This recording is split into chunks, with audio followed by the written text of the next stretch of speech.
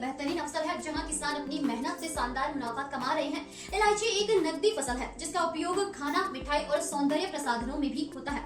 यह न केवल भारत में बल्कि विदेशों में भी बहुत मांग में है। तो अगर आप भी इस मुनाफे वाली खेती को शुरू करने का सोच रहे हैं तो यह जानकारी आपके लिए है।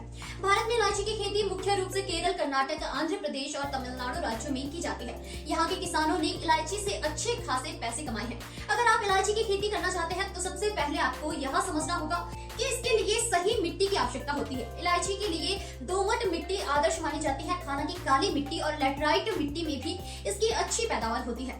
इलायची के पौधों को अच्छे से बढ़ने के लिए छाया की जरूरत होती है। गर्मी और अधिक धूप से इसके उत्पादन में कमी हो सकती है। यही कारण है कि इसे ऐसी जगह पर उगाना चाहिए जहाँ पर हल्की छांव मिलती हो। इलायची की खेती कैसे शुरू करें? इलायची के पौधे को खेत के मेट पर 1 से 2 फीट की दूरी पर लगाना चाहिए ताकि उन्हें पर्याप्त जगह मिल सके। ध्यान रखें कि खेत में जल निकासी की अच्छी व्यवस्था हो।